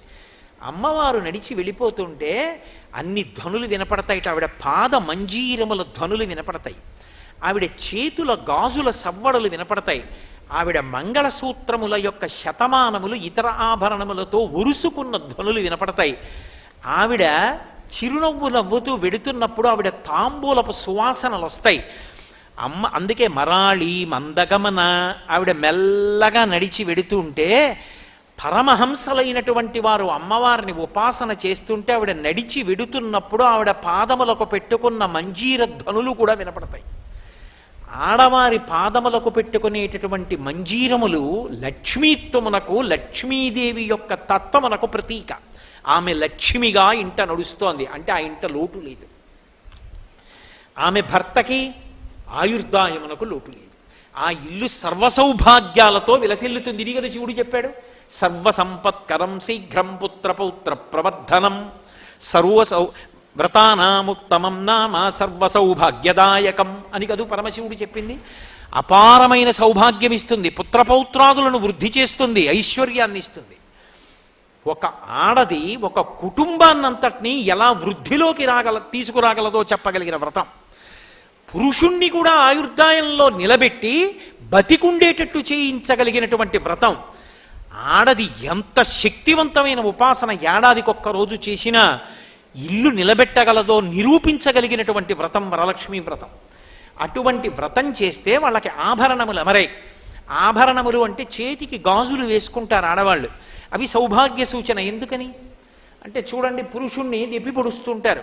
ఎక్కడికో బదిలీ అయ్యాడు అనుకోండి, ఆయన ఒక్కడే ఉంటున్నాడు, పాపం ఏదో ఆయనే వండుకుంటూ ఉంటాడు, చెయ్యి కాల్చుకున్నాడు అంటారు. ఎందుకని అంటే ఆయనే వంట చేసుకున్నాడు అని అర్థం. చెయ్యి కాల్చుకున్నాడు అంటే శిక్ష. ఆయనకి వండి పెట్టేవాడు లేడు, ఆయనకు ఆయనే వడ్డించుకుంటున్నాడు. ఏ ఇంటికి వెళ్ళాలండి, 10 రోజులు అయిపోయింది, వచ్చే శనివారాలు సెలవు పెడదాం, సోమవారం కూడాను అన్నాడు అనుకోండి, ఓ గాజుల చేతి భోజనం మీదకి మనసు పోయిందేమిటోయ్ అంటారు. గాజుల చేతి భోజనం మీదకి మనసు పోయిందేమిటోయ్ అన్న మాట వేళాకోళం కాదు, మీరు బాగా గుర్తుపెట్టుకోవాలి. నువ్వు విష్ణుస్వరూపానివి, నిత్యానపాయివి. తన కోసం వండుకు తినడంలో ఎంత బాధపడుతోందో, ఆ వండి నీకు పెట్టాలని నీ భార్య ఎంత తాపత్రయపడుతోందో అది నీ అదృష్టం జీవితంలో.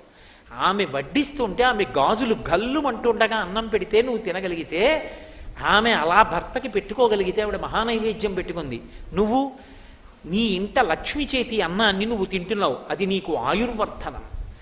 ఆ అన్నం పెట్టే శక్తి ఆవిడికి మిగులుతుంది, తినే అదృష్టం నీకు మిగులుతుంది. అందుకు కదా తూర్పు దిక్కుకు తిరిగి వంట చేస్తారు. ఎందుచేత అంటే ఇంటి యజమాని యొక్క ఆయుర్దాయం బాగుండాలి అని. కాబట్టి ఆభరణములు అమరాయి అన్న మాటకి అర్థం బాహ్యంలో అందగించింది, ఆంతరమునందు ఆవిడ పెట్టుకున్న ఆభరణముల చేత ఆ ఇంట అందరూ సంతోషంగా ఉన్నారు అనడానికి అది ప్రతీక. ఆవిడికి బాహ్యమునందు కనబడ్డాయి. ఎందుకని లోకమునకంతటికీ కూడా అది ఆదర్శము కావాలి కాబట్టి. నమ్మి నువ్వు ఇప్పుడు ఆ వ్రతం చేసావు, నీకేం వస్తుంది? అదే వస్తుంది. ఇప్పుడు చమత్కారం ఏమిటంటే ఆ వ్రతంలో ఇన్ని చేసావు, తన కోసం ఏమైనా ఉందా? ఇవన్నీ భర్త కోసం, అత్తమామల కోసం, బిడ్డల కోసం, పుట్టింటి వారి కోసం. మరి నీ కోసం నాకేం కావాలండి? అవన్నీ వాళ్ళందరూ బాగుంటే నేను బాగుంటాను, అంతే, నాకేం అక్కర్లేదు. ఇది ఆడదాని గొప్పతనం. అందుకే ఇలాంటి వ్రతాన్ని మొగాడికి ఇవ్వాలి, ఆడదానికి ఇచ్చారు. అంత ఉదార హృదయం, అంత విశాల హృదయంతో నాకేం కావాలి, ఆయన బాగుండడం కన్నా, నాకేం కావాలి మా అత్తమామలు బాగుండడం కన్నా, నాకేం కావాలి నా బావమరుదులు బాగుండడం కన్నా, నాకేం కావాలి మా పుట్టింటి వారు బాగుండడం కన్నా అనగలిగిన విశాల హృదయం ఆడదానికే ఉంది లోకంలో. అందుకే వరలక్ష్మీ వ్రతం గురించి అడిగేటప్పుడు పార్వతీదేవి అంత జాగ్రత్తగా అడిగింది. ఇది ఎవరి కోసం అడుగుతున్నానంటే, నాథా, ఏ వ్రతం, యద్వ్రతం పావనం స్త్రీణాం, స్త్రీలు చేస్తే పరమపావనమై వాళ్ళ యొక్క అభ్యున్నతికి కారణమవుతుందో అటువంటి వ్రతాన్ని నాకు ఉపదేశం చెయ్యండి అంది. అప్పుడు దీన్ని చెప్పారు. ఈ వ్రతానికి పరిసమాప్తి ఎక్కడో తెలుసా? 2 రకములైనటువంటి దానం చేస్తారు. ఇంకొక సువాసిని పిలుస్తారు. పిలిచి ఆవిడికి ఏదో పసుపు రాసి పారాణి పెట్టి బొట్టు పెట్టి ఆవిడకి సువాసిని సంబంధమైనటువంటి వస్తువులు కొన్ని ఉంటాయి. గాజులు, పసుపు, కుంకం, అసలు 8 సువాసిని వస్తువులని భాస్కర్ రాయలు వారు లలితా సహస్రనామ స్తోత్ర భాష్యంలో చెప్పారు. అలాంటి రోజున అలాంటి వస్తువులు ఇవ్వాలి. అసలు అనుములు, తాటాకు, ఆ తర్వాత విరిగిపోయినటువంటి ఆవు పాలు, ఇలాంటివి 8 వస్తువులు ఉన్నాయి. ఆ 8 వస్తువుల్ని కూడా తీసుకొచ్చి ఒక సంచిలో వేసి బహుమానం చేస్తారు. అలా బహుమానం చేస్తే సౌభాగ్య వస్తు ప్రదానం చేసినట్టు, దాని చేత సౌభాగ్యం నిలబడుతుంది. కాబట్టి ఆడవారికి ఇచ్చినప్పుడు ఒక మాట చెప్తారు, ఇందిరా ప్రతిగృహాతు ఇందిరా వై దదాతి చ. ఎవరిస్తున్నారు? లక్ష్మీదేవి ఇస్తోంది. నా ఇంట నా భార్య వ్రతం చేసిస్తే ఎవరు నా భార్య? నా ఇంట లక్ష్మి ఆమెయే. కాబట్టి లక్ష్మి ఇస్తోంది. లక్ష్మి ఎవరికి ఇస్తోంది? లక్ష్మికే ఇస్తోంది. ఆమె ఎవరు? ఆమె లక్ష్మే. నా పక్కింటి వారి భార్య లక్ష్మి, నా ఇంట్లో నా భార్య లక్ష్మి. ఎవరికి ఇస్తున్నారు? లక్ష్మి లక్ష్మికి ఇస్తోంది. ఇందిరా ప్రతిగృహాతు ఇందిరా వై దదాతి చ. లక్ష్మి లక్ష్మికి ఇస్తోంది. ఎంత అపురూపం! లక్ష్మి లక్ష్మికి ఇస్తే లక్ష్మి పుచ్చుకుంటోంది. నేను అద్దం దగ్గరికి వెళ్ళి నించుని బొట్టు సరిగ్గానే పెట్టుకున్నానా అని చూసుకున్నాను, అంత గుండ్రంగా రాలేదు అనిపించింది. ఇప్పుడు ప్రతిబింబానికి దిద్దుతానా, బింబానికి దిద్దుతానా? నేను పెట్టుకున్న బొట్టు గుండ్రంగా లేకపోతే వేలుతో సర్దుకుంటాను. సర్దుకుంటే ప్రతిబింబానికి గుండ్రంగా ఉందనుకోండి, ఓ బింబానికి గుండ్రంగా ఉంది.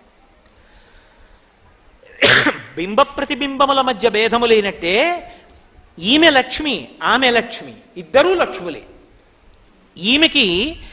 ఈమె లక్ష్మిగా ఉండి నా శాంతికి కారణం, ఆమె లక్ష్మిగా ఉండి నా అభ్యున్నతికి కారణం. ఎలా అంటే, నేను ఇలా వీధిలోకి వచ్చాను, ఎదిరింటి ఇల్లాలు బయటికి వచ్చింది. నేను వెంటనే ఆవిడ పాదాల వంక ఒకసారి చూసి మనసులో ఒక నమస్కారం చేసుకుని చెప్పులు వేసుకెళ్ళిపోయాను. ఏదో ఇలా అనలేదు, ఇలా ఒక్కసారి పాదాల వంక చూసి ఇలా కళ్ళు మూసుకుని చెప్పులు వేసుకెళ్ళిపోయాను. నా తల్లి లక్ష్మి. ఎందుకంటే ఆవిడ గృహలక్ష్మి, గృహే గృహే. ఆవిడ ఎక్కడెక్కడ ఎలా ఉంటుందో ఇంద్రుడికి చూపించింది. కైలాసే పార్వతీత్వం చ క్షీరోధే సింధుకన్యక స్వర్గే చ సర్గలక్ష్మిస్త్వం మర్చలక్ష్మిశ్చ భూతలే వైకుంఠే చ మహాలక్ష్మీ దేవదేవీ సరస్వతి గంగా చ తులసీత్వం చ సావిత్రి బ్రహ్మలోకగా కృష్ణ ప్రాణాధిదేవీ త్వం గోలోకే రాధికా స్వయం రాసే రాసేశ్వరీత్వం చ బృందా బృందావనే. ఆవిడ ఎక్కడెక్కడ ఏ లోకంలో ఏ పేరుతో ఉంటుందో చెప్పి రాజ్యలక్ష్మి రాజగేహే, గృహలక్ష్మి గృహే గృహే. మహారాజు గారి దగ్గర అయితే రాజ్యలక్ష్మి, ప్రతి ఇంట్లో గృహలక్ష్మి. కాబట్టి ఇప్పుడు నా ఎదురింటి అయిన భార్య ఎవరు? లక్ష్మి. నేను పూజ చేసి బయటికి ఎడుతుంటే లక్ష్మీదేవే నాకు కనపడింది, చూడరా నా పాదాలని. ఆవిడ పాదాల వంక చూసి నమస్కారం చేసి వెళ్ళిపోయాను అనుకోండి, ఆ నమస్కారం లక్ష్మీదేవికే అందుతుంది. నా భార్య విషయంలో నమస్కారం ఉండదు, చిన్నది, నమస్కారం చేయకూడదు. కానీ ఆమె నా ఇంటి లక్ష్మి, నా సమస్త అభ్యున్నతులకు కారణం ఆమెయే. అందుకే వేదంలో ఒక మాట ఉంది, అసలు ఇంటికి ఆస్తికంతటికి యజమానురాలు ఎవరో తెలుసా? వేదంలో భార్య, భర్త కాడు. ఆస్తికంతటికి యజమానురాలు భార్యయే. మంగళసూత్రం కట్టగానే అంతా ఆవిడిదే అవుతుంది. నేను డబ్బులు పెట్టి గోదానం చేశాను అనుకోండి, సగం ఆవిడికి ఎందుకు ఎడుతుందో తెలుసా? ఆవిడ డబ్బుల్లోంచి గోవుని కొని దానం చేసినందుకు సగం నాకు, డబ్బు ఆవిడిది కాబట్టి సగం ఆవిడికి. అంతకుముందు నేనే సంపాదించింది అయినా కూడా, ఇప్పుడే నేను సంపాదిస్తున్నది అయినా కూడా. ఎందుకంటే సహజంగా ఆవిడ ఇంటికి యజమానురాలు. నేను అబద్ధం చెప్పాను అనుకుంటే మీరు వివాహ ప్రకరణానికి సంబంధించి వేద వ్యాఖ్యానాలు చూడండి. అంత పెద్ద స్థానం ఇచ్చి గౌరవించింది. వేరొక ఇల్లాలికి, వేరొక సువాసినికి దానం చేస్తారు, దాంతో ఒక స్థాయిలో పూర్తవుతుంది. అసలు వరలక్ష్మీ వ్రతం అంతా ఎప్పుడు పూర్తవుతుంది అంటే, ఒక మాట చెప్పారు, అది పూర్తి అయింది అని ఎప్పుడు పిలవాలంటే వృద్ధుడైనటువంటి ఒక బ్రాహ్మణుణ్ణి పిలవాలి. గంధాధిబిరలంకృత్వా సుశీలం వృద్ధభూసరం భూసురం. సుశీలం, మంచి నడవడ కలిగినటువంటి వృద్ధుడైనటువంటి భూసురుడు. వృద్ధుడైన భూసురుడు అన్న మాటకి 2 అర్థాలు ఉంటాయి. వృద్ధుడైన బ్రాహ్మణుడు అంటే శరీరమునందు వయసు చేత వృద్ధుడైన వాడు ఒక అర్థం. ఆయన వయసుతో నీకు సంబంధం లేదు, ఆయన జ్ఞానము చేత వృద్ధుడైనటువంటి వాడు. పిలిచి కూర్చోపెట్టి గంధాధిబిరలంకృత్వా, చందనాన్ని తీయాలి. మన ఇంట సానా గంధపు చెక్క ఉండాలి. ఎందుకంటే ఏది పడితే అది చర్మానికి రాస్తే పొక్కుతుంది. చందనానికి ఆ ఇబ్బంది ఉండదు. నిజంగా తీసిన చందనం చల్లగా ఉంటుంది. చందనాన్ని అలంకారం చేస్తే వెంటనే అతిథి రూపంలో ఉన్నటువంటి విష్ణువు ప్రీతి చెందుతాడు. అది విష్ణువుకి సమర్పణం అయిపోతుంది. అందుకే ఎవరింటికన్నా భోజనానికి వెడితే ఇంట ఏం చేస్తారంటే భోజనం అవగానే చందన పాత్ర తీసుకొచ్చి అక్కడ పెడతారు. వాళ్ళు అలంకారం చేయరు, అక్కడ పెడతారు. పెడితే ఏం చేస్తారంటే చందనం తీసి చేయి కడుక్కుని కాళ్ళు కడుక్కుని వచ్చిన తరువాత ఆ చందన పాత్రలోంచి కొంచెం చందనం తీసి తల ఇలా పెట్టుకుంటారు. చందనం పెట్టేసుకున్నాడు అంటే భోజనం అయిపోయింది అని గుర్తు. చందనం పెట్టుకోవడానికి చందనం ఇస్తే ఆయన చందనాలంకృతుడైతే విష్ణువు చందనము చేత అలంకృతుడైపోతాడు. అది విష్ణు ప్రీతికి కారణమైపోతుంది. అందుకని ఇంట ఎవరైనా వస్తే వారికి పెట్టిన భోజనం దేనితో పూర్తవుతుంది అంటే చందనం ఇవ్వడంతో పూర్తవుతుంది. అందుకే మీరు ఎప్పుడైనా చూడండి, ఇంటికి ఎవరినైనా పిలిచారనుకోండి, మేము మీకు అన్నం పెడతామండి, మీరు అన్నం లేని వాళ్ళు కదండి, మా ఇంట్లో బూట్లు వేసుకుని తెల్లబట్టలు వేసుకుని కొంతమంది నించుంటారు, మీరు ఓ కంచం పెట్టుకుని అడుక్కు తినే వాళ్ళల్లా ఒక్కొక్కడి దగ్గరికి వెడితే ఓడు పప్పు, ఓడు కూర, ఓడు పచ్చడి వేస్తాడు. విందు 12 నుంచి 2:10కి వస్తే అన్నం ఉండదు. అలా ఉండవు శుభలేఖలు. శుభలేఖలు భోజనం పెట్టడం అంటే కూర్చోబెట్టి వడ్డన చేస్తారు. మేము అన్నం పెడతామండి అనరు. విందు ఇంకోటి అలా రాయిరు. దేవతార్చన అంటారు. అప్పుడు ఏమిస్తావు? అన్నం, అన్నంలోకి పప్పు, లేకపోతే ఫలానా చోటు నుంచి కాజాలు తేబడును, ఇలా ఉండవు. అందులో మదర్పిత చందన తాంబూలాది సత్కారములను గ్రహించి ఈ 2 రాస్తారు. ఎందుకో తెలుసా? వచ్చిన వాడిని నువ్వు పరిపూర్ణంగా సత్కరించేశావని గుర్తు ఏమిటంటే గౌరవించావని గుర్తు తాంబూలం ఇస్తారు. తాంబూలం అంటే డబ్బులని కాదు నా ఉద్దేశం. తమలపాకులు, వక్కలు, పళ్ళు పెట్టి ఇస్తే ఇంటికి వచ్చిన వాడిని పరిపూర్ణంగా గౌరవించినట్టు. అందుకే విరాట పర్వంలో కూడా ఉత్తరతో తాంబూలం ఇప్పిస్తాడు విరాట్రాజు గారు అర్జునుడికి, గురువు గౌరవనీయుడు అని. కాబట్టి చందన, నీకు గంధం రాస్తాను. ఎప్పుడు రాస్తావు? లోపలికి ఎడుతున్నప్పుడు పువ్వులు ఇవ్వడం, లేకపోతే నీళ్లు చల్లడం, ఆ వచ్చిన వాళ్ళందరి మీద ఒళ్ళు తడిచిపోయేటట్టుగా రాయడం, లేకపోతే సెంటెట్టుకు వచ్చి వాడికి పరిచయం పడుతుందేమో చూడకుండా కొట్టేయడం, అవి కాదు అలంకారాలంటే. ఆయన కడుపు నిండా భోజనం చేసి అందరి దగ్గర బ్రేవ్ బ్రేవ్ అన్న శబ్దాలు వినపడాలి. అలా తిని వాళ్ళు లేచి కాళ్ళు కడుక్కుని వెడుతుంటే వాళ్ళకి చందనాలంకారం చేస్తారు. అంటే చందనం రాస్తారు వాళ్ళకి. అలా చందన తాంబూలాది సత్కారములను గ్రహించి, అందుకని వ్రతం ఎప్పుడు పూర్తవుతుంది అంటే చందనాభిలలంకృత్వా, ఆ చందనము మొదలైనటువంటి వాటితో సుశీలం వృద్ధభూసురం, వృద్ధుడైనటువంటి బ్రాహ్మణుణ్ణి తీసుకొచ్చి కూర్చోపెట్టి అమంత్రకం అంటే మంత్రం చెప్పక్కర్లేదు, కాస్త చందనం తీసి ఆయనకి రాసి, కాసిన అక్షతలు తీసి ఆయన పాదాల మీద వేసి, కాసిన పువ్వులు తీసి ఆయన పాదాల మీద వేసి, పుష్పహారం వెయ్యరు. పరపురుషుడి మెడలో స్త్రీ హారం వేయకూడదు, ఒక్క భర్త మెడలోనే వేస్తుంది. అందుకని పుష్పములు పాదముల మీద వేసి, అప్పుడు ఏం చెయ్యాలి అన్నది కూడా శాస్త్రం చెప్పింది. ఏం చెయ్యాలి అంటే తస్యాం, అప్పుడు దత్వా చవాయనం 12 అపూప సంయుతం. అపూపము అంటే పిండి వంట. వండిన అన్నం కానీ, వండిన కూరలు కానీ, వండని పళ్ళు కాయలు కానీ ఇవ్వకూడదు. వండినటువంటి పిండి వంటలు 12 ఇవ్వాలి. 12 అంటే 12 రకాల పిండి వంటలు చేయించావు, మంచిదే. 12 రకాలు చేయించలేదు, 12 ఉండ్రాళ్ళు పెట్టు. 12 అంకెకి తగ్గకూడదు. 12 అంకె ఎందుకు అంటే 12 నెలలకి సంకేతం. 12 నెలలలోనూ నువ్వు దానాలు చేసినట్టే, బ్రాహ్మణ పూజ చేసినట్టే. 12 అపూప సంయుతం, అవి పిండి వంటలు అయి ఉండాలి. ఆ పిండి వంటలు 12 వాయనంగా పెట్టి సుశీలం వృద్ధభూసురం ఆ బ్రాహ్మణుడికిచ్చి, ఆయన దగ్గర ఇందిరా ప్రతిగృహాతు ఇందిరా వై దదాతిచ ఉండదు. ఆయన విష్ణుస్వరూపంగా భావన చేసి నీకు అనడం వస్తే విష్ణుస్వరూపాయ బ్రాహ్మణాయ తుభ్యం నమః. నీకు అనడం రాకపోతే వంగి 2 చేతులు ఇలా పెట్టకు, ఈ చెయ్యి మీద ఈ చెయ్యి వెయ్యాలి. ఎందుచేత అంటే ఆయన ఇలా నిలబడ్డాడు అనుకోండి, ఆయన ఇలా నిలబడినప్పుడు ఆయన కుడి పాదం ఇటు ఉంటుంది, ఆయన ఎడం పాదం ఇటు ఉంటుంది. నేను ఇలా పెట్టాను అనుకోండి, ఎడం పాదం మీద కుడి చెయ్యి, కుడి పాదం మీద ఎడం చెయ్యి పెట్టినట్టు అవుతుంది, అప్పుడు దోషం వస్తుంది. నేను కుడి చెయ్యి ఎడం చెయ్యి మీద పెట్టి పాదములను ఎప్పుడూ ముట్టుకోకూడదు. ఎవరికైనా పెద్దలకి నమస్కారం చేసేటప్పుడు వాళ్ళ పాదాలు ఏ కారణం చేత ముట్టుకోవడానికి వీల్లేదు, స్పృశించకూడదు. అది ఒక్క మంత్రోపదేశం చేసినటువంటి గురువుగారై గురువుగారు అనుగ్రహిస్తే అప్పుడు ఒక్కసారి గురువుగారి పాదాల మీద తలపెట్టి నమస్కరిస్తారు. మిగిలిన సమయాలలో పెద్దలు నమస్కరిద్దాం అనుకుంటే వారు నిలబడిన చోట భూమిని ముట్టుకోవాలి. ఇలా 2 చేతులతో ముట్టుకుని నమస్కారం చెయ్యాలి తప్ప వాళ్ళ పాదాలు ముట్టుకోవడం దోషభూయిష్టం, తప్పు. అలా ఎప్పుడూ చేయకూడదు, అసలు అలా ముట్టుకోకూడదు. కాబట్టి అలా నమస్కారం చేసి ఆయన అక్షతలు వేస్తాడు. అది చెప్పక్కర్లేదు కదా కథలో. ఆయన అక్షతలు వేసి ఆశీర్వచనం చేస్తాడు. అమ్మా దీర్ఘ సుమంగళీ భవ, పుత్రపౌత్రాభివృద్ధిరస్తు అంటాడు. ఆయన అన్నమాట విష్ణువు నోటి నుండి వచ్చిన మాట. దాని చేత వ్రతము అక్కడితో పూర్తవుతుంది. నీకు సంతోషం ఉంది, బోలెడంత మంది లక్ష్మీదేవుల రూపాలలో సువాసినులు నీ ఇంట్లోకి రావాలనుంది, లోపలికి పిలుస్తారు. పిలిచి పేరంటం అంటారు. సాయంకాలం వేళ తెలుగు సంప్రదాయంలో పేరంటం పిలిచామండి అంటారు. అనేక మంది సువాసినులు వస్తారు.